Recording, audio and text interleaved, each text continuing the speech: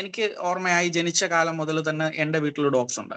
പക്ഷെ ഞാൻ professionally breeding എന്നുള്ള രീതിയിലേക്ക് ഫോക്കസ് ചെയ്യാൻ തുടങ്ങിയിട്ട് ഇപ്പോൾ 7 ഇയേഴ്സ്. പ്രൊഫഷണലായിട്ട് ബ്രീഡിംഗ് മാത്രം കോൺസെൻട്രേറ്റ് ചെയ്ത് തുടങ്ങിയിട്ട് 7 ഇയേഴ്സ്. അതിൽ ഡോബർമാൻ എന്നുള്ള ബ്രീഡ് മാത്രമാണ് ഞാൻ ഫോക്കസ് ചെയ്യുന്നത്.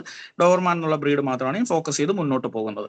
ഈ ബ്രീഡിംഗ് സ്റ്റാൻഡേർഡിൽ നോക്കുമ്പോൾ എനിക്ക് കുറച്ച് സപ്ലിമെന്റ്സും കാര്യങ്ങളും വേണ്ടതിൽ ഞാൻ ഈ കഴിഞ്ഞ 4 വർഷമായിട്ട് അല്ലെങ്കിൽ 3-3.5 കൊല്ലമായിട്ട് ഞാൻ യൂസ് ചെയ്യുന്ന പ്രൊഡക്റ്റ് എന്ന് പറഞ്ഞാൽ ജംബോ ഗ്രീൻ്റെ പ്രൊഡക്റ്റ് ആണ്. ഡോഗ് ഫുഡ് അല്ല, ഫുഡ് ഐറ്റംസ് അല്ല, സപ്ലിമെന്റേഷന് വേണ്ടി മറ്റു കാര്യങ്ങൾക്ക് വേണ്ടി ഞാൻ യൂസ് ചെയ്തുകൊണ്ടിരിക്കുന്ന ജംബോ ഗ്രീൻ്റെ പ്രൊഡക്ട്സ് ആണ്.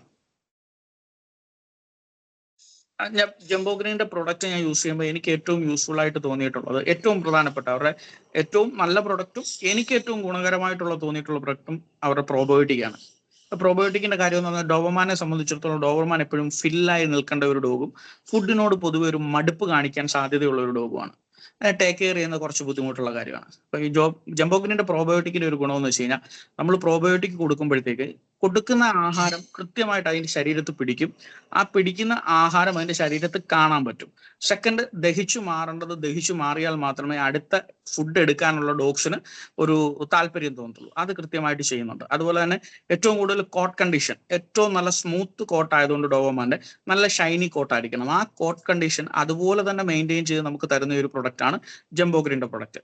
പിന്നെ നമുക്കൊരു കെനലുണ്ട്. ആ കെനലിനെ സംബന്ധിച്ചിടത്തോളം നമ്മുടെ നാട്ടിലെ സംബന്ധിച്ചിടത്തോളം വളരെ ചെറിയ സ്പേസിൽ ഒരുപാട് നെയ്ബേഴ്സ് അപ്പുറവും ഇപ്പുറവും ഒക്കെ വരുന്ന ഒരു സിറ്റുവേഷൻ ആണ്. കേരളത്തിലെ എല്ലാ ബ്രീഡേഴ്സും ഫേസ് ചെയ്യുന്ന ഒരു കാര്യമാണ്. അവിടെ ഏറ്റവും പ്രധാനപ്പെട്ട ഒരു കാര്യം സ്മെല്ല് കൺട്രോൾ ചെയ്യുക എന്നുള്ളതാണ്.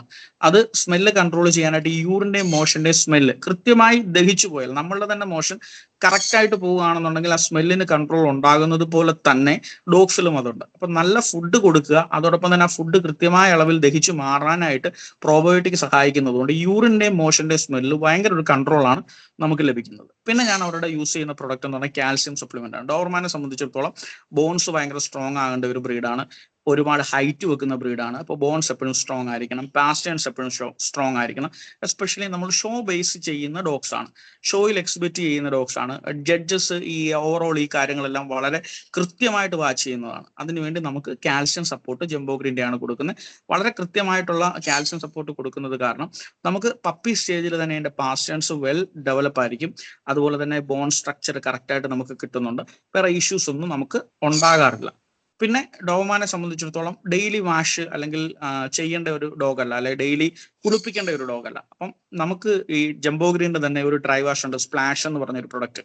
അത് നമ്മൾ യൂസ് ചെയ്യുമ്പം നമുക്ക് ഈ സ്മെല്ല് കൺട്രോൾ ചെയ്യാൻ പറ്റുന്നുണ്ട്, ഡോഗിനെ വൃത്തിയായിട്ട് ക്ലീൻ ചെയ്യാൻ പറ്റുന്നുണ്ട്. അതിൽ ഏറ്റവും പ്രധാനമായിട്ടുണ്ട് ചെറിയ ചെറിയ സ്കിൻ ഇഷ്യൂസ് വരുന്നത്, അല്ലെങ്കിൽ ഏതെങ്കിലും രീതിയിലുള്ള സ്കിൻ ഇഷ്യൂസ് വരുന്നത് ഇതിനകത്ത് അലോവേരയുടെ കണ്ടന്റ് ഉള്ളതുകൊണ്ട് അത് വളരെ കൃത്യമായിട്ട് കൺട്രോൾ ചെയ്ത് ആ സ്പ്ലാഷിൽ തന്നെ നോർമലായിട്ടുള്ള സ്കിൻ ഇഷ്യൂസ് എല്ലാം കവർ ചെയ്ത് പോകാറുണ്ട്. കാരണം പുറത്തുനിന്ന് ഒരു ഡോഗ് വരുവാണെങ്കിൽ നമുക്ക് അതിന് സ്കിൻ ഇഷ്യൂസ് ഉണ്ടെങ്കിൽ നമ്മൾ ആദ്യം അപ്ലൈ ചെയ്യുന്നത് അതിന് സ്പ്ലാഷ് ആണ്. പിന്നെ ഏറ്റവും പ്രധാനമായിട്ട് നമ്മൾ യൂസ് ചെയ്യുന്ന ജംബോ ക്ലീൻ എന്ന് പറഞ്ഞൊരു പ്രൊഡക്റ്റ് ആണ്. നമ്മുടെ പല ഡോഗ്സും നമ്മുടെ ഫാമിലി മെമ്പറെ പോലെ നമ്മുടെ വീടിനകത്ത് തന്നെയാണ്.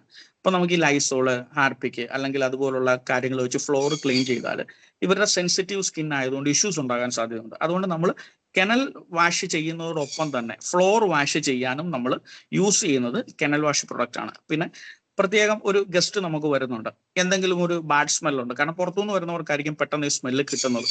നമുക്കത് ബാഡ് സ്മെല്ല് ഫീൽ ചെയ്യുകയാണെങ്കിൽ നമ്മൾ കെനൽ വാഷ് സ്പ്രേ ചെയ്ത് കഴിഞ്ഞാൽ ആ സ്പോട്ടിൽ തന്നെ ആ സ്മെല്ല് മാറി ആ ഒരു പുതിയൊരു സ്മെൽ അവിടെ ഉണ്ടാകുന്നില്ല.